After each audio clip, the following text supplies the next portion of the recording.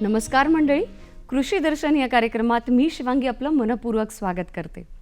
मंडळी, गेल्या काही वर्षांपासून आपल्या महाराष्ट्रामध्ये, विशेषतः विदर्भामध्ये किंवा लातूर, बीड आणि इतरही काही राज्यांमध्ये आपल्याला शंखी गोगलगायचा प्रादुर्भाव झालेला आढळतो. कापूस असेल, सोयाबीन किंवा इतरही भाजीपाला आहे, ही पिकं जेव्हा त्यांच्या रोपावस्थेमध्ये असतात त्यावेळी या शंखी गोगलगायचा प्रादुर्भाव होतो आणि मग आपल्या बिचाऱ्या शेतकरी बंधूंचं फार मोठ्या प्रमाणावर नुकसान होतं. हे नुकसान जर का टाळायचं असेल तर कोणती उपाययोजना आहेत, हेच आजच्या कार्यक्रमात आपण जाणून घेणार आहोत.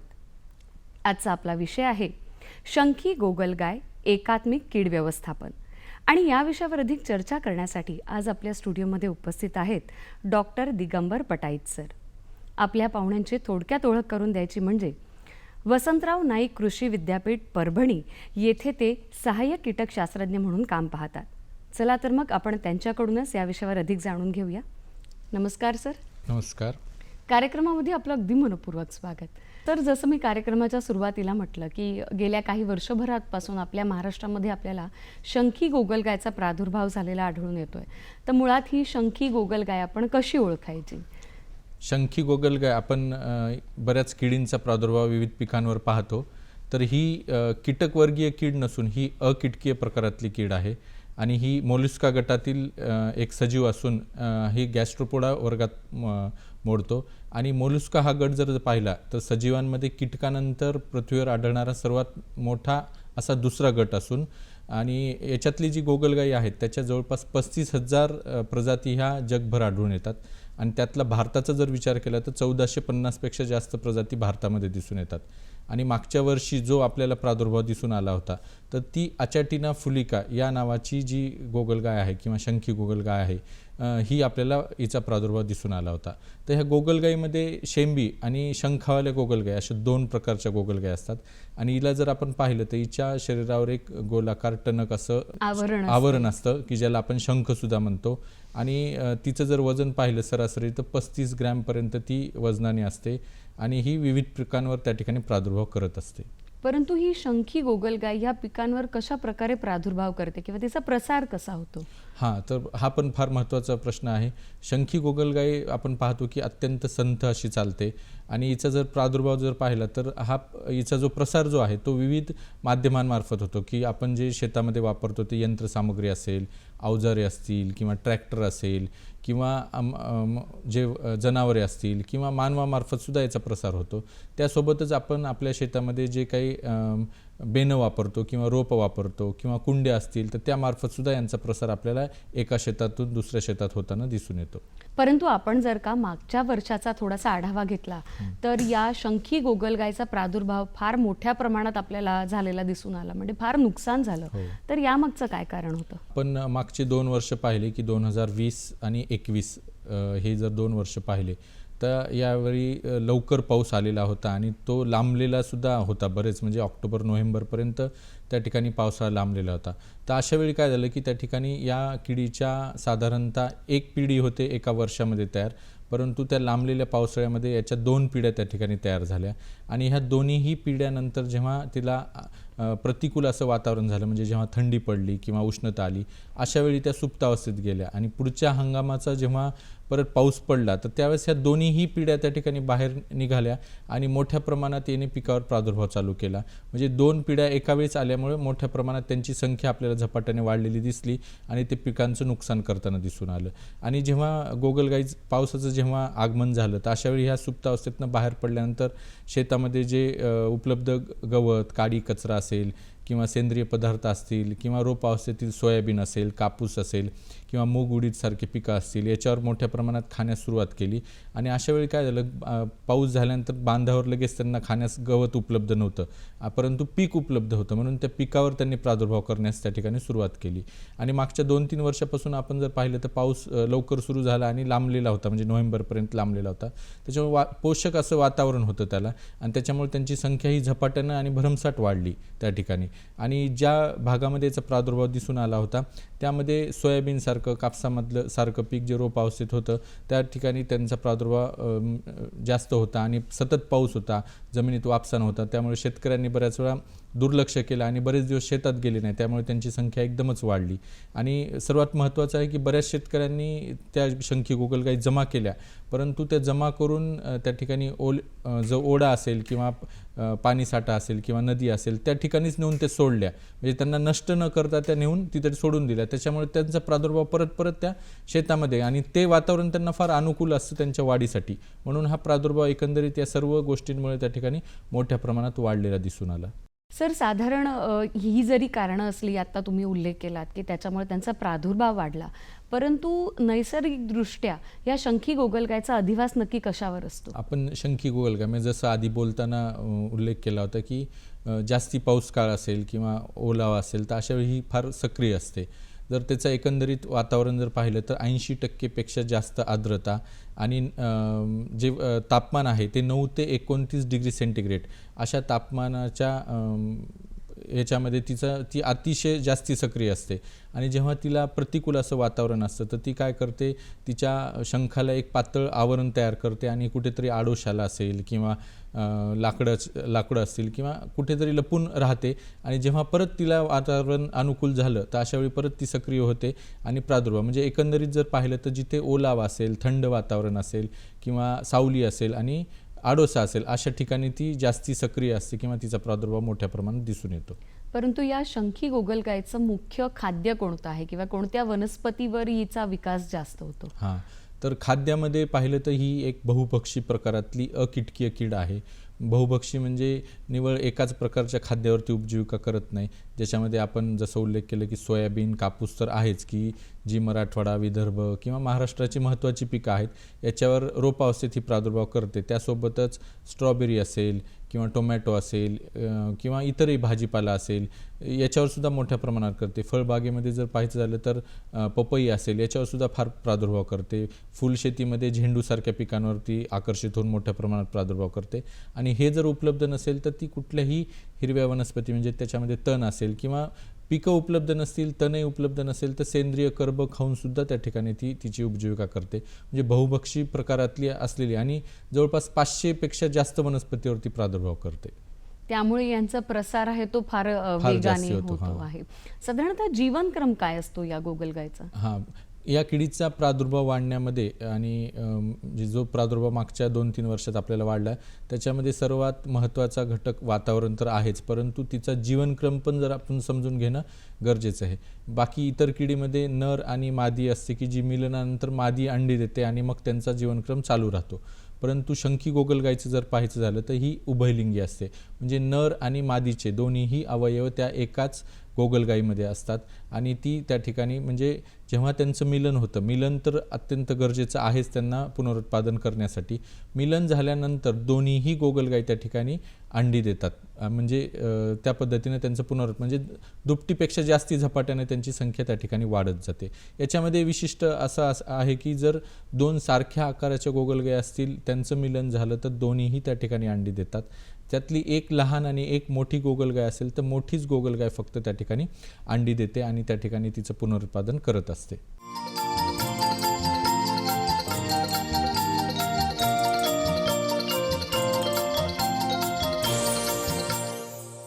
साधारणतः ही शंखी गोगलगाय कशा प्रकारे नुकसान करते पिकांचं?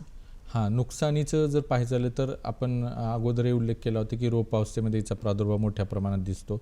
हिचे पिल्लं आणि प्रौढ दोन्हीही फुलं असतील, कळ्या असतील किंवा पानं असतील, कोवळे जे पानं आहेत त्याच्या कडा ह्या कुरतडून खात असतात. आणि जेव्हा शेंडे असतील किंवा झाडाचे शेंडे असतील ते सुद्धा कुरतडून खात असतात. तसेच ते झाडांची फळे असतील किंवा फुलं असतील त्याच्यावरही उपजीविका करतात. काही वेळा ते झाडांची कोवळी सालसुद्धा त्या ठिकाणी खातात आणि प्रादुर्भाव करत असतात. हे झालं मुख्य पिकांबद्दल. परंतु फळबाग जेव्हा असेल तर फळबागेमध्ये सुद्धा ते फळांना, फुलांना आणि झाडांवर जे कोवळे फांदे आहेत त्याच्यावर सुद्धा प्रादुर्भाव करताना दिसतात आणि नुकसान करत असतात. परंतु हे झालं पिकांच्या बाबतीत, पण या शंखी गोगलगायचा मानवी आरोग्यावर सुद्धा काही परिणाम होतो का? हां, बरोबर आहे. फार महत्त्वाचा प्रश्न आहे. आपण बऱ्याच वेळा प्रादुर्भाव जर दिसून आला तर काही वेळा यांत्रिकी पद्धतीनं त्यांना जमा करून नष्ट करण्याचं सांगतो, ज्याच्यामुळे त्यांच्याशी आपला संपर्क होऊ शकतो. परंतु त्याच्यामध्ये एक परोपजीवी जो सूक्ष्मजीव आहे की जो मेंदूज्वर सारखा जो आजार आहे तो होण्यास कारणीभूत आहे की ज्याच्यामध्ये तो गोगलगायीमार्फत पसरतो. त्याचा प्रसार जर होत असेल आणि सतत जर आपण गोगलगायीच्या संपर्कात आलो तर त्याचाही आपल्याशी संपर्क होऊन तो मेंदूज्वर सारखा आजार आपल्याला होऊ शकतो. म्हणून गोगलगायी जमा करताना किंवा त्यांची हाताळणी करताना आपण काळजी घेणं गरजेचं, किंवा त्यांच्या सतत संपर्कात येताना आपण काळजी घेणं गरजेचं आहे. पण ज्यावेळी आपण या शंखी गोगलगायचं व्यवस्थापन करायचं असं म्हणतो, तर त्याची सुरुवात कधी करावी आणि कशा प्रकारे करावी? याच्यामध्ये व्यवस्थापनाचे आपण काही टप्पे केलेले आहेत. जरी आत्ता वेळ निघून गेलेली आहे तरी उन्हाळ्यात आपल्याला या किडीचं पुढे जो होणारा प्रादुर्भाव आहे तो कमी करण्यासाठी काही गोष्टी करणं गरजेचं आहे. ज्याच्यामध्ये जी कीड आहे तिच्या सुप्तावस्था ह्या जमिनीमध्ये लपून राहतात. जसं मी म्हणलं की त्याला प्रतिकूल वातावरण असेल तर ही सुप्तावस्था लपून असते. तर ह्या उघड्या पाडून नष्ट करण्यासाठी आपण जमिनीची खोल नांगरट उन्हाळ्यातली अत्यंत आवश्यक आहे, जेणेकरून ह्या उघड्या पडतील, इतर पक्ष्यांद्वारे किंवा प्राण्यांद्वारे त्या वेचून नष्ट होतील किंवा सूर्यप्रकाशात तळपून सुद्धा त्या ठिकाणी नष्ट होतील. म्हणून आपल्याला ती उन्हाळ्यातली नांगरट करणं गरजेचं आहे. त्यासोबत प्रतिबंधात्मक उपायामध्ये आपण आपलं जे शेत आहे की जिथं प्रादुर्भाव दिसून आला होता किंवा प्रादुर्भाव चालू झालेला आहे, तर अशा वेळी आपण आपल्या शेताच्या कडेनं 1 ते 2 फुटाचे चर काढले तर आपण ह्या गोगलगायी एका शेतामधनं दुसऱ्या शेतात जाण्यास त्यांना प्रतिबंध करू शकतो. तसेच आपण आपल्या शेतामध्ये त्या ठिकाणी चुन्याचा पट्टा 10 सेंटीमीटर रुंदीचा जर टाकला किंवा तंबाखूचा पट्टा टाकला तर त्याद्वारे सुद्धा आपण त्यांना परावृत्त करू शकतो. आणि त्यासोबत आपल्याला गोगलगायीच्या नियंत्रणासाठी काही नियंत्रणात्मक उपाययोजना करायच्या आहेत. प्रतिबंधात्मध्ये अजून एक गोष्ट करायची की या किडी ज्या आहेत त्या जेव्हा वातावरण त्यांना प्रतिकूल असतं तर त्या लपून बसलेल्या असतात आणि त्या वेळोवेळी आपण सामूहिकरित्या आपण जमा करणं अत्यंत गरजेचं आहे. तसेच प्रादुर्भाव दिसून आल्यानंतर सुद्धा ह्या गोगलगायी आपण जमा करायच्या आणि त्या पोत्यामध्ये टाकायच्या किंवा एखाद्या भांड्यात जमा करून वरून त्याला मीठ टाकून त्या पोत्याचं तोंड बंद करायचं किंवा त्या बकेटमध्ये मीठ टाकून त्यांना नष्ट करायचं, हे अत्यंत गरजेचं आहे. गोगलगायीचा प्रादुर्भाव होऊ नये म्हणून तर आपण उपाययोजना केल्या, परंतु एकदा जर का आपल्याला असं लक्षात आलं की शेतामध्ये ही गोगलगाय आपल्याला दिसून येते किंवा त्यांचा प्रादुर्भाव झालाय, तर मग त्यांच्यावर नियंत्रण कशा प्रकारे आपण मिळवू शकतो? ज्या गोगलगायी आपल्या शेतामध्ये प्रादुर्भाव करतात तर त्यांना जैविकमध्ये आपण निंबोळी अर्क असेल की त्याची फवारणी आपण करू शकतो, किंवा आपले जे शेताचे बांध आहेत त्याच्यावर सुद्धा त्या गोगलगायी आपल्याला दिसून येतात. तर ते बांध वेळोवेळी स्वच्छ ठेवणं तेही गरजेचं आहे. त्यासोबत आपण तंबाखूची भुकटी असेल, चुन्याचा वापरसुद्धा त्या ठिकाणी करू शकतो. आणि काही रासायनिक जे गोगलगाय नाशक आहेत त्यांचासुद्धा वापर आपल्याला त्या ठिकाणी प्रादुर्भाव कमी करण्यासाठी करता येऊ शकतो. कोणती गोगलगाय नाशक उपलब्ध आहेत की ज्यांचा वापर आपले शेतकरी बंधू हां, करू तर शकतात? गोगलगाय नाशकामध्ये काही विशिष्ट आहेत की आपण किडींसाठी पाहतो की काही कीटकनाशक आहेत, परंतु हे कीटकनाशक विशेषतः ह्या गोगलगायीला काम करत नाहीत. तर त्यासाठी बाजारात मिळणारी गोगलगाय नाशकच वापरावं लागतात. ज्याच्यामध्ये सर्वात एकमेव असं उपलब्ध असलेलं आणि प्रसिद्ध असं मेटाल्डिहाइड आहे, जे दाणेदार स्वरूपात शेतामध्ये आपल्याला बाजारात उपलब्ध होतं. ते दाणेदार स्वरूपातलं मेटाल्डिहाइड जे आहे ते 2 किलो प्रति एकर आपण विखरून त्या ठिकाणी शेतात टाकू शकतो की ज्याच्याकडे गोगलगाय आकर्षित होतात आणि ते खाऊन त्या ठिकाणी नष्ट होतात. हे गोगलगाय जे नाशक जे आहे मेटाल्डिहाइड ते आपण जवळपास 100 ग्रॅम जर फळबाग असेल तर त्याच्यामध्ये आपण 100 ग्रॅम प्रति झाड या प्रमाणात आपण झाडाच्या तिथे सुद्धा टाकू शकतो, जेणेकरून त्या झाडावर चढत नाहीत आणि ते खाऊन त्या ठिकाणी नष्ट होतात. याच्यामध्ये विशेषतः असं आहे की ही जे गोगलगाय नाशक आहे मेटाल्डिहाइड ते वापरताना आपण गोगलगायी ह्या पिवळ्या पपईकडे किंवा पानांकडे आकर्षित होतात किंवा झेंडूंच्या रोपांकडे आकर्षित होतात. तर पिवळे जे पपईचे रोपं आहेत किंवा पानं आहेत, त्या पानावर आपण हे गोगलगाय नाशक ठेवून त्या ठिकाणी त्याच्याकडे लवकर आकर्षित करून त्याद्वारे सुद्धा याचा वापर करू शकतो. फक्त हे मेटाल्डिहाइड जे आहे ते वापरताना आपल्याला आर्द्रता जास्त असेल आणि थंड तापमान असेल तर अशा वेळी ते काम करत नाही. म्हणजे आर्द्रता कमी आणि वातावरण कोरडं असणं अत्यंत आवश्यक आहे, त्याच वेळेस ते सक्रिय असतात. याला पर्याय म्हणून आपण फळबागेमध्ये कॉपर ऑक्झीक्लोराईड असेल किंवा मोरचूद असेल किंवा हे असेल की याची फवारणी केली तरी त्याद्वारे आपल्याला याचं नियंत्रण करता येतं. तसेच 10% मिठाचं द्रावण याचीसुद्धा आपण लहान गोगलगाई असताना फवारणी जर केली तर त्याद्वारे आपल्याला याचं नियंत्रण चांगल्या प्रकारे करता येतं.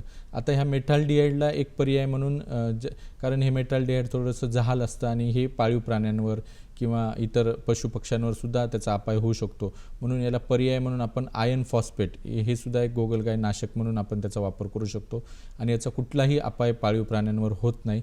आणि हे वापरताना ह्या गोगलगाई ते खातात आणि उपाशी राहून त्या ठिकाणी आडोशाला जाऊन मरतात. याचंही प्रमाण आपण 2 किलो प्रति एकरी या प्रमाणात वापरून त्या ठिकाणी करू शकतो. आणि हे याचा जर आपल्याला अजून चांगल्या प्रकारे उपयोग करायचा असेल तर या आयर्न फॉस्फेटमध्ये आपण स्पिनोसॅड म्हणजे समजा 1 किलो आयर्न फॉस्फेट आणि 2 ग्रॅम स्पिनोसॅड हे जर मिसळून आपण ते गोगलगाय नाशक म्हणून वापरलं तर त्याचाही आपल्याला फायदा चांगल्या प्रकारे दिसून येतो.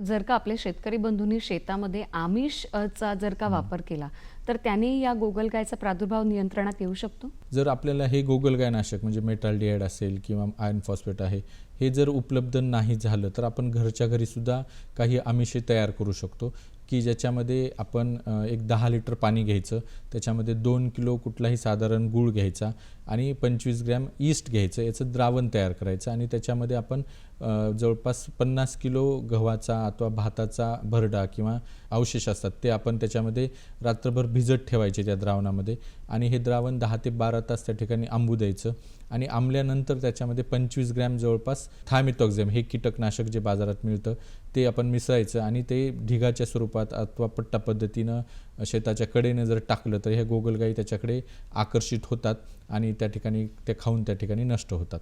अरे वा, फार छान अशी माहिती आपण सांगितलात. पण त्याचबरोबर हे आमिष तयार करताना काय काळजी आपण घेऊ शकतो? ही आमिष तयार करताना अत्यंत महत्त्वाची काळजी घ्यायची की हे कीटकनाशक याच्यामध्ये मिसळल्यामुळे आपल्याला ते हाताळणी करताना हातमोज्यांचा वापर करायचा आणि आपली जी लहान मुलं असतील पशुपक्षी असतील किंवा पाळीव प्राणी असतील यांच्यापासून हे दूर ठेवायचं जेणेकरून त्यांना त्याचा अपाय होणार नाही. कारण ते सुद्धा त्याच्याकडे आकर्षित होतील आणि त्यांनी जर त्याला खाण्याचा प्रयत्न केला तर त्यांच्यावर सुद्धा त्याचा अपाय होऊ शकतो. सर, त्याचबरोबर या गोगलगायींच्या प्रादुर्भावावरती नियंत्रण घ्यायचं असेल तर काय उपाययोजना आपण सांगाल? तर आपण प्रतिबंधात्मक उपाययोजना पाहिल्या की जेणेकरून त्या जर आपण केल्या तर गोगलगायीचा प्रादुर्भाव होणार नाही किंवा कमी प्रमाणात होईल. आणि जेव्हा प्रादुर्भाव चालू झालेला असेल तर त्यावेळेस आपण नियंत्रणात्मक काही उपाययोजना करायच्यात, ज्याच्यामध्ये आपण आधी उल्लेख केला त्याप्रमाणे आपण गोगलगाई वेळोवेळी जमा करणं आणि त्या सामूहिकरित्या जमा करणं, त्या जर केल्या तर त्याद्वारे आपल्याला याचं नियंत्रण करता येतं. फक्त ती जमा करताना एक काळजी घ्यायची की आपण हातमोज्यांचा वापर करायचा आणि ह्या जमा झालेल्या गोगलगाई आपण एखाद्या पोत्यामध्ये भरायच्या आणि त्या पोत्यामध्ये मीठ अथवा चुना वरून टाकायचा आणि त्याचं तोंड घट्ट बंद करायचं, जेणेकरून उघडं राहिलं तर त्या गोगलगाई परत बाहेर पडतील आणि त्यांनी परत प्रादुर्भाव करण्यात चालू करतील. म्हणून ते बंद केल्यानंतर वरून मीठ किंवा चुना टाकल्यानंतर त्यांच्या संपर्कात येऊन ह्या गोगलगाई आतमधल्यामध्येच नष्ट होतील. त्याच्यासोबत आपल्याला ह्या गोगलगाईमध्ये त्याचं नियंत्रण करण्यासाठी आपण शेतामध्ये प्रत्येक 7 ते 8 मीटर अंतरावर गवताचे ढिगं अथवा भाजीपाल्याचे अवशेषाचे ढिगं जर करून ठेवले किंवा हे जर उपलब्ध नसेल तर आपल्याकडे जे गोणपाट असतं ज्याला आपण साखरेचं पोतंसुद्धा म्हणतो ते गुळाच्या पाण्यामध्ये बुडवून ते ठिकठिकाणी 7 ते 8 मीटर अंतरावर ते ठेवायचं संध्याकाळच्या वेळेला.